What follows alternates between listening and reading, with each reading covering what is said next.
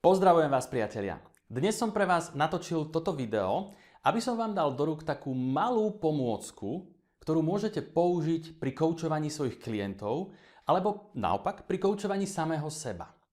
Je to zdánlivo alebo na prvý pohľad vyzerajúca veľmi jednoducho táto pomôcka, ale na druhej strane je to vynikajúci nástroj a vynikajúca pomôcka, keď máte klienta, ktorý nedokáže niektoré veci pomenovať, definovať a tak jednoznačne a jednoducho ich predostrieť ako cestu, ktorá mu pomôže dostať sa niekde z bodu A do bodu B. Pretože o tom je vlastne celé koučovanie. Našou úlohou je pomôcť buď sebe, ak koučujeme samých seba, alebo nášmu klientovi dostať sa z bodu A, to znamená z bodu, kde sa nachádza dnes, to znamená z bodu, ktorý je v súčasnom stave, do bodu B. To znamená do budúcnosti, do budúceho stavu, do stavu, kam sa chce dostať.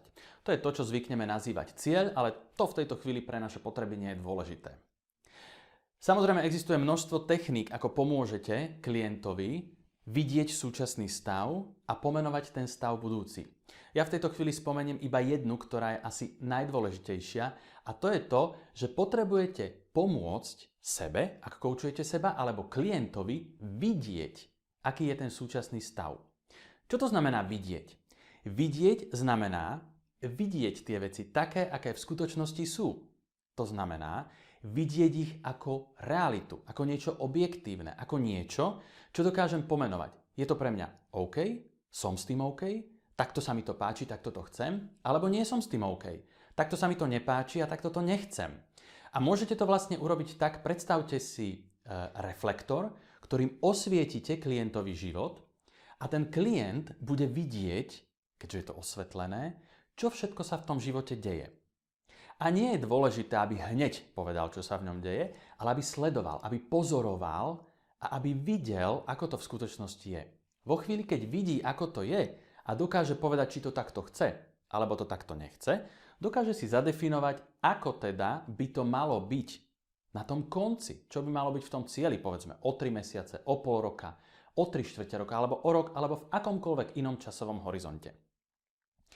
Čo však býva veľmi častým problémom, a o čom by som dnes rád hovoril, je to, že často klient nedokáže tak jednoznačne pomenovať, čo všetko sa tu bude musieť udiať. Otázka môže byť veľmi jednoduchá. Dobre, predstav si, že dnes si tu a chceš sa dostať o pol roka sem. Čo všetko budeš musieť urobiť na to, aby si sa tam dostal? Niektorí z nás sú takí, ktorí to dokážu okamžite pomenovať a mnohí sú z nás takí, ktorí sa zamyslia a často povedia, ja neviem. A čím viac budete chcieť, aby sa ten človek nad tým zamýšľal, tým ho viac budete dostávať do stresu a tým menej bude chcieť o tom premýšľať.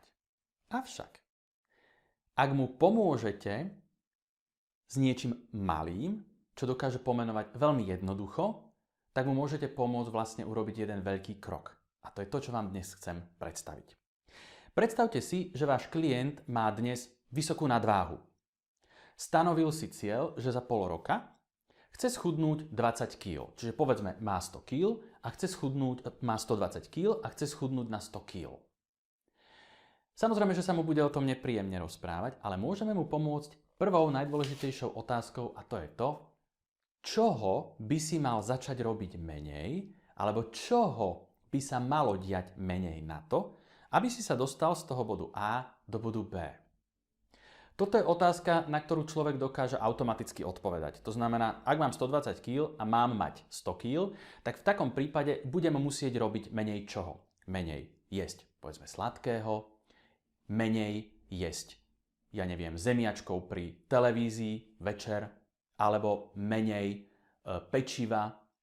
To si dokáže veľmi rýchlo pomenovať. A vo chvíli, keď pomenuje to, čo bude robiť menej, vy ho ešte do ničoho netlačíte, ani on sám ešte do ničoho nie je tlačený. Len mu ukazujete, čoho sa bude musieť diať menej. Tak prichádza bod 2 a ten znie, čoho budeš musieť robiť viac, alebo čoho sa bude musieť diať viac. Keďže dokáže pomenovať toho, čo bude robiť menej, tak z toho logicky vyplýva ten opak, čoho sa bude robiť viac. Bude viac pravidelne jesť, bude viac pohybovať sa, bude viac cvičiť, bude musieť viac dbať na životosprávu a tak ďalej. Čiže máme už 2 kroky. Čo ho bude robiť menej a čo ho bude robiť viac. Poďme to ešte troška vyšpičkovať ďalej. A môžete mu položiť otázku, čo bude musieť prestať robiť.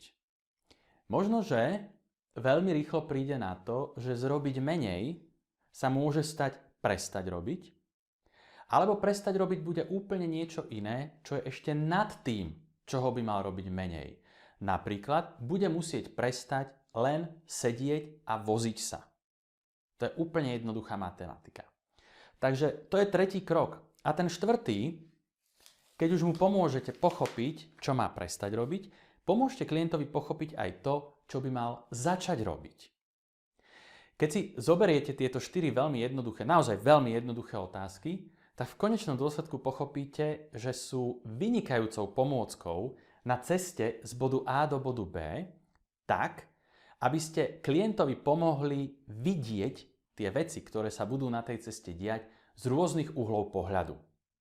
A na záver to celé môžete ukončiť tým, že klientovi poviete, alebo že sa ho teda opýtate, čo má ostať tak, ako je.